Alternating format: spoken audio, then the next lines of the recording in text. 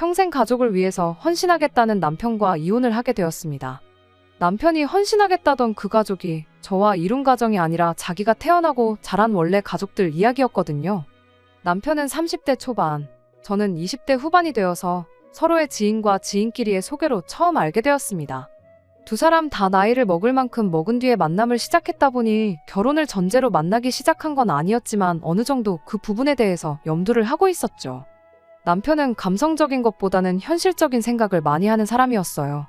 둘이서 영화를 같이 한 편 보더라도 저는 장면 괜찮았던 부분을 이야기하는 반면 남편은 왜 등장인물들이 거기서 그런 행동들을 했는지 도무지 이해가 가질 않는다고 할 정도로 같은 사물을 두고도 보는 시각이 다른 사람이었죠. 처음엔 서로 다른 그런 성격이 결혼을 하고 나면 분명히 시너지 효과가 날 것이라고 생각했습니다. 손해보는 것도 지독하게 싫어하는 그런 칼 같은 성격이 저한테는 없는 장점이라고 생각했어요. 연애하면서도 은연중에 서로의 결혼관 이야기를 나눌 때가 많았고 그렇게 서로 결혼 생각을 하고 있다는 걸 깨닫게 되었을 때쯤 남편이 저한테 제안을 하나 해왔어요. 원래는 남편이 회사 근처에 방을 하나 얻어서 자취를 하고 있었는데 자기는 방을 빼고 부모님 집으로 들어갈 생각이라면서 말이죠. 저희가 결혼을 할지 안 할지는 모르지만 당장 앞으로의 미래를 생각하면 돈 한 푼이라도 아끼는 게 맞는 것 같다며 조금이라도 생활비를 줄여보자는 이유였습니다. 그리고 저한테도 가능하다면 부모님 집으로 들어가서 거기서 살면서 돈을 조금이나마 더 모아보라는 똑같은 제안을 해왔어요. 당장 출퇴근 힘든 것만 견디면 돈 얼마를 아낄 수 있지 않겠냐면서 말이죠. 연애 기간이 그렇게 길었던 편이 아니다 보니 남편이 모르고 있던 사실이 하나 있었죠. 제가 사회생활을 일찍 시작했기도 하고 무엇보다 저희 부모님 댁이 대중교통으로는 출퇴근이 아예 불가능한 지역에 있었다 보니 일찍이 중소기업 근로자 전세대출을 받아서 비교적 저렴한 비용으로 독립해서 살고 있었거든요. 그 사실을 그제서야 말해줬더니 남편이 대뜸 신혼살림은 그럼 그 집에 차리면 되겠다고 말을 꺼냈었어요. 그 전까지는 지나가는 말로 결혼에 대한 이야기를 나누었다면 신혼집이 해결되었다는 생각이 드니 곧바로 결혼 이야기를 꺼낸 거였죠. 그때만 해도 참 현실적인 실로 남편다운 행동이라고 좋게 받아들였었죠. 요즘 반반 결혼이 추세라지만 어차피 신혼집으로 사용하기로 했던 제 집도 따지고 보면 전세의 대출도 남아있었다 보니 서로 돈을 합치는 것보단 생활비는 각출하고 각자 모아놓은 돈이나 벌이는 각자가 운용하기로 정했습니다. 결혼할 당시에 남편이 모아놓은 돈은 1억 조금 넘는 정도였고 제가 모아놓은 돈은 보증금에 이것저것 다 합치면 8천 정도 되었었어요. 사실 그 돈이면 새로 신혼집을 구해도 무방했지만 당장 제가 내고 있던 대출이자보다 더 좋은 조건은 없었거든요. 그럴 바에 돈을 더 모으자는 취지였고 저도 그 말에는 따로 이견이 없었습니다. 그리고 결혼식 비용은 각자 정확하게 절반씩 쓰기로 했어요. 돈을 모으자는 공통된 목표가 있었으니 허례허식도 생략하고 결혼식도 간소하게 올렸죠. 대신 신혼여행만큼은 14박 15일로 길게 유럽 여행 다녀왔네요. 결혼하면서도 양가에 지원받은 건 일체 없었습니다. 굳이 꼽자면 결혼 후에 시댁이나 친정 다녀올 때마다 조금씩 얻어오던 반찬 정도들밖에 없었어요. 제가 살고 있는 빌라가 가격에 비해 평수도 15평으로 혼자 살기엔 더없이 넓은 편이었고 방도 나름 2개나 되었기에 신혼집으로 한다면 못할 것도 없는 집이었습니다. 다만 치명적인 단점이 하나 있었는데 집에서 제일 가까운 지하철역이 걸어서 거의 20분 정도 걸리는 곳에 있다는 점이었습니다. 저한테는 아무런 문제가 없던 게 집 근처에서 회사 근처까지 가는 버스가 있었다 보니 그걸로 출퇴근을 했었고요. 집 근처에 지하철역까지 가는 버스가 있긴 했지만 배차 간격 때문에 시간 맞추기도 애매하고 불편하기는 매한가지였어요. 특히나 남편한테 있어서는 매 출근길 퇴근길이 전쟁이었죠. 또 회사에서 멀기는 엄청 멀어서 남편이 힘들어하던 게 눈에 보였어요. 결혼 처음에야 가족의 미래를 위해서는 지금 힘든 것쯤 일도 아니라면서 괜찮다고 했지만 그렇게 출퇴근을 2년째 하고 있으니 남편이 아주 아침마다 저녁마다 힘들어 죽겠다며 힘들단 소리를 하기 시작했거든요. 출퇴근하는데 하루에 왕복 3시간을 길에서 버리는 게 아깝다는 말도 서슴지 않았고요. 그 시간에 대리를 뛰면 얼마를 버네 어쩌네 하는 걸 보니 이 집에 신혼살림 차리자고 했던 건 남편 본인이지만 신경을 안 쓰려고 해도 신경이 쓰일 수밖에 없었죠. 그러던 중에 서울 외곽 쪽에 급매로 나온 한 소형 아파트 매물을 발견하게 되었어요. 저희 부모님께서 노후 때문에 이것저것 투자처를 알아보시다가 발견하신 매물이었어요. 지은 지 20년도 훨씬 넘은 실평수 12평짜리 소형 아파트에 여전히 위치도 외곽이다 보니 남편 회사에서는 멀었지만 가장 가까운 지하철역이 걸어서 5분도 안 되는 거리에 있었습니다. 거기에 노선도 저랑 남편이 회사 출퇴근하는데 환승도 할 필요가 없는 노선이었다 보니 당연히 관심이 갈 수밖에 없었어요. 결혼하고 나서 여지껏 모은 돈이 얼마나 되나 다시 계산을 해봤더니 1억은 좋게 넘길 수 있겠더라고요. 그 와중에 저희 부모님께서도 이자 빼고 원금만 받을 테니 5천만 원을 빌려주시겠다고 하셨죠. 거기에 주변 시세 대비 훨씬 저렴하게 나왔던지라 그 집을 놓치면 정말 후회하겠다는 생각이 들었습니다. 제가 1억을 모았으니 남편도 못해도 1억 2천은 모았겠다 싶어서 남편한테 이 사실을 이야기했죠. 우리 돈 합치고 친정에서 5천 빌려오고 모자란 거 대출 한 1억 정도만 받으면 전세 말고 자가로 아파트를 하나 살 수 있다고요. 출퇴근도 더 편해지고 지은 지 25년이 되었다 하니 조만간 재개발 소식도 있지 않겠냐고 이야기를 꺼냈는데 남편 반응이 제 기대와는 정반대였습니다. 오히려 우리가 돈이 어딨냐며 코웃음을 치더라고요. 친정에서 빌려주기로 한 돈은 제일 나중에 갚고 대출 먼저 갚으면 우리 월급에 못해도 한 5년이면 다 갚을 수 있지 않겠냐고 했더니 남편이 한다는 소리가 자기는 모아놓은 돈이 하나도 없다는 이야기를 꺼내더군요. 결혼 전에 모아놓았던 돈은 어디 갔냐고 물었더니 그 돈으로 투자를 했다는 겁니다. 1억으로 부동산 같은 걸 투자했을 리는 만무하고 기껏해야 주식 정도 했겠거니 싶어서 그 돈은 일단 빼고 우리 집부터 장만하면 어떻겠냐고 물어봤는데 남편이 그 돈은 뺄 수 있는 돈이 아니라고 하면서 자기 돈 1억을 벌써 시어머니랑 신우가 시작한 식당에 지분 투자를 했다고 하더라고요. 그런 큰 결정을 왜 나한테 말도 없이 했느냐고 따졌더니 각자 돈은 알아서 관리하기로 하지 않았냐는 소리를 하는 거예요. 저는 남편에게 지분 투자를 했다고 했는데 그럼 매달 얼마씩 받기로 한 거냐고 물어봤습니다. 그럼 그 돈으로 대출이자를 충당한다 생각하고 대출액을 늘리면 되겠거니 싶었거든요. 그런데 남편이 당당하게 빵원이라고 대답을 하더라고요. 이제 막 오픈한 지 얼마 안 되었는데 열자마자 어떻게 정산을 받겠냐고 하더라고요. 장사가 궤도에 오르고 손익분기점 넘어야지 그때부터 정산을 받는 건데 그런 기본적인 것도 모르냐면서 말이죠. 물어보니 숨기는 거 없이 다 대답해주긴 했지만 전말을 듣고 나니 정말 어이가 없어서 말도 안 나왔어요. 알고 보니 신우와 시어머니는 가게 차리는데 얼마 내지도 않았더라고요. 남편 돈이 다 들어갔고 신우 돈 조금에 시어머니 돈 조금 그리고 나머지는 다 대출이었다고 합니다. 손익분기점이라 함은 그 대출금을 다 갚고 난 이후부터가 될 거라고 하더라고요. 대신 그렇게 되면 자기 지분이 제일 높은 만큼 자기가 일을 하나도 안 해도 제일 큰 비율로 돈을 가져가게 될 것이라며 자신있게 말하더군요. 대충 달에 200 정도를 생각하고 있다나요? 각자 돈에 대해서는 서로 터치를 안 하기로 했지만 이렇게까지 상의 없이 돈을 써도 되나 싶더라고요. 만에 하나 그 돈이 묵여있는 동안 목돈 필요할 일 있으면 결국 저한테 손을 벌려야 할 수도 있는데 어느 정도 귀뜸은 해줘야 하는 거 아닌가 생각했습니다.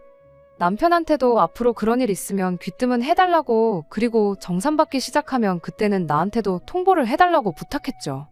결국 그 금매로 나온 집은 다른 사람의 손에 들어가게 되었어요. 그 후로 며칠 동안은 이사가는 꿈도 꾸고 속이 쓰려서 잠도 제대로 못 자고 그랬습니다.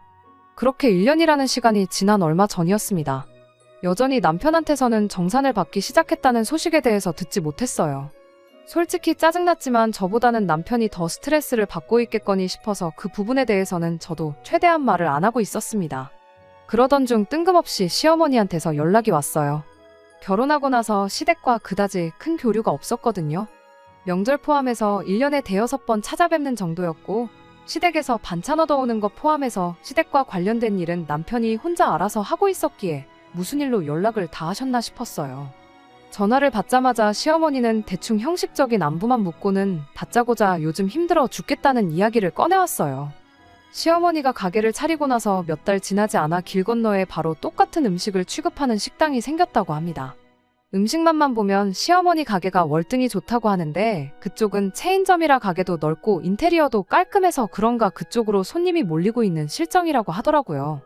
저는 그때까지만 해도 남편 돈으로 가게를 차렸는데 정산을 못 해주고 있으니 미안해서 저한테 전화를 하셨구나 하고 생각했어요. 그래서 저도 힘내시라고 고생하시는 만큼 손님들도 알게 되지 않겠냐고 한마디 해드렸어요. 그런데 알고 보니 저한테 미안해서 전화를 한 것도 아니었고 그렇다고 제 응원 한마디 듣겠다고 전화했던 게 아니었습니다.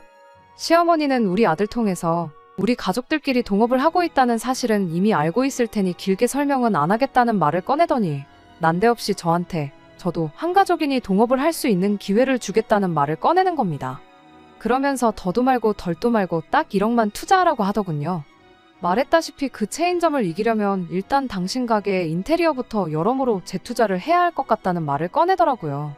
마침 옆 상가가 공실이 나면서 가게 사이즈도 확장을 할 수 있게 되었다고 저한테 투자할 기회를 준다는 듯이 생색을 내면서 말을 하더라고요.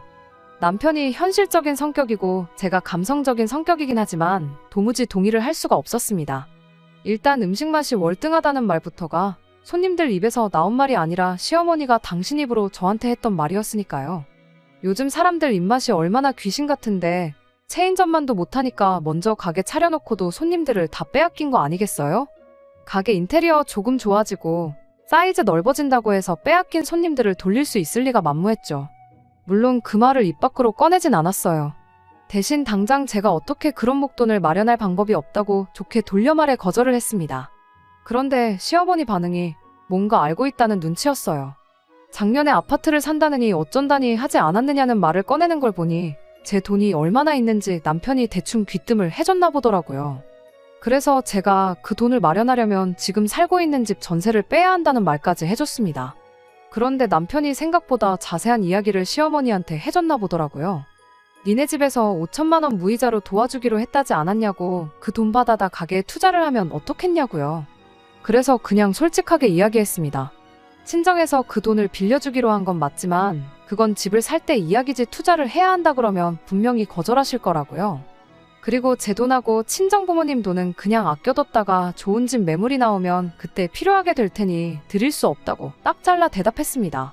시어머니는 지금도 잘 살고 있으면서 왜 자꾸 집 욕심을 내냐고. 요즘 부동산 잘못 건드리면 쪽박 차는 거 시간 문제니 괜히 힘들게 모은 돈 날려먹을 생각하지 말고 당신한테 투자하라고 자꾸 우기는 겁니다. 그 체인점 손님만 뺏어온다면 장사 중인 그 동네가 유동인구가 어마무시해서 대박나는 건 시간 문제라고요. 1억 투자해서 집은 얻으면 남편이랑 똑같이 달마다 최소 200만 원은 가져가게 되는 건데 그러면 너 200 우리 아들 200 해서 매달 앉은 자리에서 400씩 버는 건데 투자를 안 할 이유가 없다고 하는 거죠. 세상 어디 가서 1억 가지고 달마다 그 돈을 벌어오겠냐고. 4년만 참으면 원금 회수하는 거고 그 다음 해부터는 돈방석에 앉게 되는 거 모르냐며 저보고 산수도 못하냐고 답답하다고 하는 겁니다. 어린 나이에 전세로 집도 구하고 똘똘한 며느리가 들어온 줄 알았더니 아주 산수도 못하는 헛똑똑이었다며 저를 바보 취급까지 하면서 말이죠.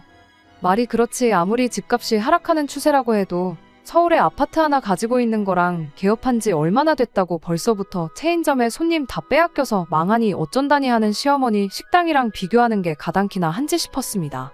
입 밖으로 그 말을 꺼내진 않았지만 저는 끝까지 투자할 생각은 없다고 제 뜻을 강하게 주장했어요. 시어머니도 고집이 보통은 아니라서 거기서 30분을 더 저를 설득하려고 별 말도 안 되는 소리들을 계속 늘어놓았죠. 설득이라기보단 막무가내로 돈 내놓으라는 소리나 마찬가지였고요. 저도 한번 고집 부리면 끝을 보는 성격이었다 보니 결국에 가선 시어머니도 포기를 하더군요. 전화 끊으면서 조만간 우리 가게 대박나서 아들이 정상금 받게 되면 그 돈으로 옷 한 벌은커녕 껌 한 통도 사 먹을 생각하지 말라며 으름장까지 놓으면서 말이죠. 이 사실을 남편하고도 이야기했는데 남편은 대수롭지 않게 그러냐고 싫으면 안 하는 거지 뭘 그렇게 신경 쓰냐며 걱정 말라고 한마디 하고 말더라고요. 어쨌든 결혼 후 시어머니와 생긴 첫 갈등이다 보니 저는 제 나름대로 심각했기에 말만 그렇게 하지 말고 어떻게 좀 해달라고 말했더니 남편이 알겠다고 대답을 했죠. 그래서 저도 그냥 남편이 알아서 해결하게 두도록 하고 신경을 아예 쓰지로 않게 했습니다. 그런데 남편이 가져온 해결 방법이 참 가관이었어요. 그렇게 시어머니한테 투자 강요 전화를 받은 지 2달 정도 지났나 그 뒤로는 시댁에서 연락 한 통 따로 없었기에 그냥 이렇게 일단락 되는구나 싶었습니다.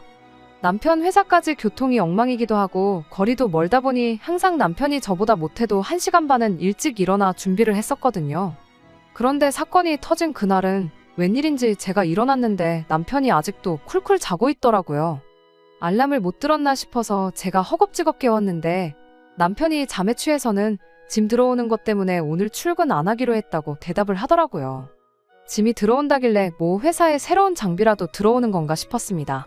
저도 출근 준비하고 나가야 했기에 쉰다는 사람 굳이 깨울 필요가 뭐가 있나 싶어서 자는 남편 그대로 두고 출근을 했죠. 궁금해서 일하는 중 남편한테 전화 몇 통 해봤는데 모처럼 평일에 쉬는 날이라고 깊게 잠이라도 든 건지 전화를 받지 않더군요. 모든 사건의 전말을 알게 된 건 힘든 하루 마치고 퇴근해 집에 돌아오고 나서였습니다. 문을 열고 들어가자마자 집안 꼴이말로 표현 못할 만큼 개판이더라고요. 남편이 혼자 집안 대청소라고 하고 있는 건가 싶기엔 옷방으로 쓰고 있는 방 앞쪽에 제 옷들이 지멋대로 널브러져 있는 게 청소를 하고 있는 것 같지는 않았어요. 그 와중에 옷방에서 그건 이쪽에다 놓으라는 시어머니 목소리가 들려오더라고요. 후다닥 옷방 쪽으로 가보니 남편이 낑낑대면서 시댁에서 봤던 시어머니 서랍장을 들어서 옮기고 있었어요. 혼자서는 힘에 부쳤는지 바닥 장판이 곳곳에 찢어진 흔적도 있더라고요. 제가 이게 다 어떻게 된 거냐고 물었더니 남편은 보면 모르냐고 대답하고 시어머니는 이게 다 제가 자초한 일이지 않느냐고 이렇게 됐으니 앞으로는 셋이 잘 살아보자고 가당치도 않는 소리를 하는 겁니다. 그게 무슨 소리냐고 다시 따져 물으니 상황이 어떻게 빚을 더 질 수는 없는 상황이다 보니 살고 있는 집 전세금을 빼서 가게 확장을 했다더라고요. 오갈 곳이 없어진 시어머니를 남편이 모시고 저희 집으로 온 거였고요. 그제서야 아침에 남편이 짐 들어오는 날이라고 회사를 왜 쉬었는지 이유를 알겠더라고요. 남편은 또 한 번 저한테 아무런 상의도 없이 혼자서 결정을 내린 겁니다. 시어머니는 뻔뻔하게 남편에게 월세는 매달 30만 원 정도만 내면 되겠다고 넓다더니 방도 아주 비좁고 볼품없다고 하더라고요. 정작 집주인인 저한테는 아무 말도 안 하고 있고 그 와중에 남편은 30 정도면 충분하겠다고 여름이랑 겨울에 냉난방비로 10,000원씩만 더 내시라 뭐 이딴 소리를 하고 있는 거예요. 그 와중에 또 시어머니가 한다는 소리가 그럴 게 아니고 당신이 넓은 거실을 대신 방처럼 써야겠다고 그리고 혼자 자취하는 신우를 불러다가 빈 방을 쓰게 하면 어떻겠냐는 제안을 하는 겁니다. 그래서 둘이 합쳐서 월세 딱 50만 원만 받으라고 말이죠. 그 와중에 남편은 또 좋다고 낄낄대더군요. 저는 아무 말 없이 옷방 앞에 널브러진 제 옷들을 주섬주섬 챙겨서 창고 한 구석에 고이 모셔놓았던 이민 가방 꺼내서 그 안에 쑤셔 넣었습니다.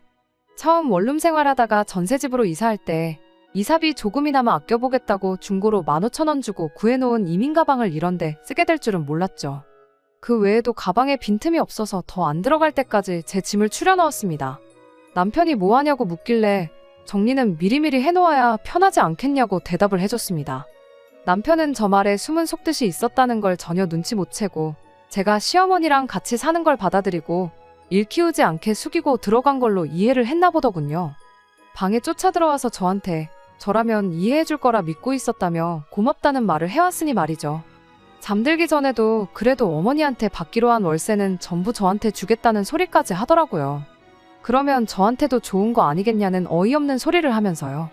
그리고 어머니랑 동생 가게가 잘 되거든 정상금 나오면 뒤늦게라도 지분을 얻을 수 있게 이야기를 해주겠다는 겁니다. 어차피 대출이 있기 때문에 그걸 제 돈으로 갚고 그만큼 제 지분을 포함하면 되는 거라 아니겠냐면서요. 세상에 제가 월세로 받는 30만 원이 아쉬워서 혹은 앞으로 받을지 못 받을지도 모를 달 200만 원 때문에 이런 식으로 합가를 허락했다고 생각했던 걸까요? 정말 우습지도 않더군요. 그렇게 일주일을 더 지냈는데 시어머니가 엄청 흡족해하는 눈치더군요. 이럴 줄 알았으면 진작에 집부터 팔아버리고 이 집 들어와 사는 건데 하면서 며느리가 있으니 편해서 너무 좋다고 하더군요. 그도 그럴 게 오셔서 집안일 같은 거 도와주시기는커녕 일 때문에 바쁘다고 당신 빨래까지 저한테 시키시고 심지어 하루 종일 일하고 온 저한테 가게에서 손님들한테 서비스로 나갈 만두까지 빚으라고 시켰거든요. 제가 아무 계획도 없이 이 상황을 당하고만 있던 건 아니었어요. 적당한 날을 기다리고 있었는데 하늘이 도운 건지 못해도 한 달은 있어야겠다 싶었는데 일주일 만에 기회가 찾아왔습니다. 평소 때처럼 아침에 일어나니 남편은 평소처럼 일찍 일어나서 출근을 했더군요. 시어머니는 제가 일어나는 걸 보고는 아침밥부터 찾으시길래 군말 안 하고 즉석밥 하나 데워서 냉장고에 있는 거 대충 꺼내서 드렸어요. 앞으로 일어날 일을 생각하면 이 정도쯤은 해줘야 계획에 차질이 없겠다 싶었거든요. 시어머니가 식사하는 동안 저는 출근 준비를 하고 있었는데 그때 마침 딱 시어머니가 가게 일 때문에 일찍 신우랑 어디 좀 다녀와야 된다며 집을 비우셨죠. 시어머니가 장사 때문에 항상 저 출근할 때까지도 집에 계셔서 마땅한 타이밍을 못 잡았는데 정말 운 좋게 그날 바로 기회가 찾아온 거죠. 시어머니 나가는 거 확인하자마자 회사에 전화해 출근 좀 늦게 하겠다고 사정을 설명하고 곧바로 작업에 들어갔어요. 근처에서 대학교 다니고 있는 사촌동생한테 곧바로 전화해서 수고비로 100만 원 줄 테니까 힘 잘 쓰는 친구들 몇 명 데리고 저희 집으로 좀 오라고 했어요. 아침이었는데도 100만 원 준다고 했더니 정말 1시간도 안 돼서 힘 꽤나 쓸 것 같은 친구들 2명을 데리고 오더라고요. 용달차 하나 불러서 사촌동생 시켜서 제 집만 따로 빼놓고 시어머니랑 남편 짐은 거실 한가운데다가 좌르륵 다 빼놓았습니다. 남편이 사실상 못 많았다 보니 시어머니가 집 처분하고 들고 온 서랍장 같은 거 몇 개 빼고 나면 옷가지 말고는 짐이라고 부를 만한 것도 없었거든요.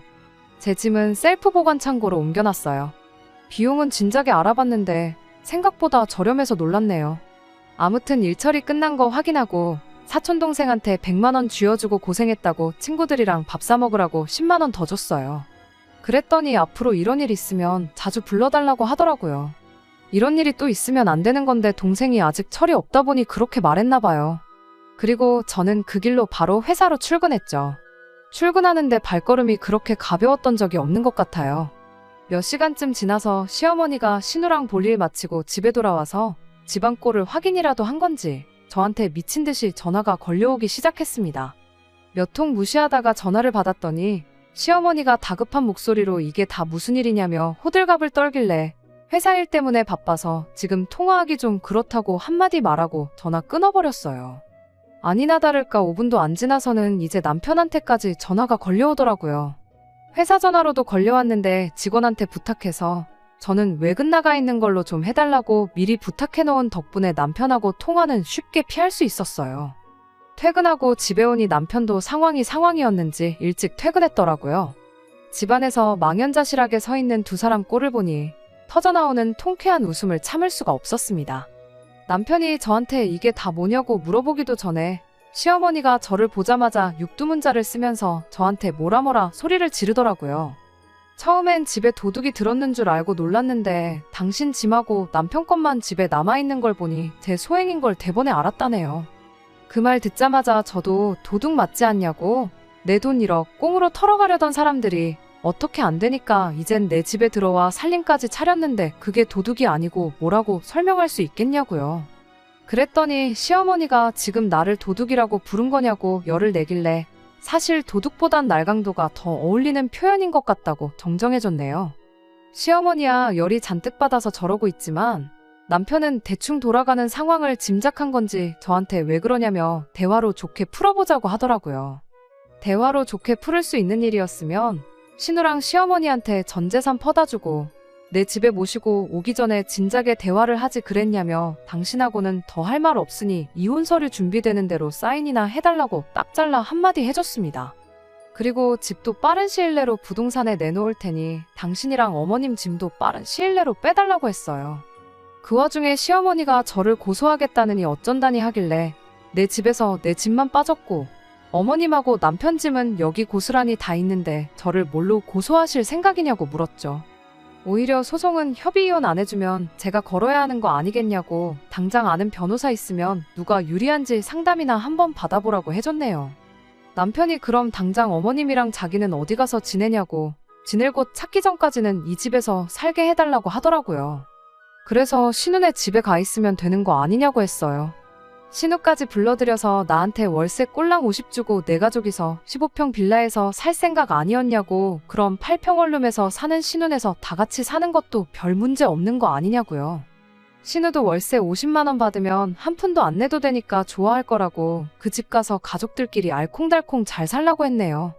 그리고 저는 근처 호텔 빌려서 거기서 잤습니다. 남편도 시어머니도 방법이 없으니 일단 신우네로 간 것 같더라고요.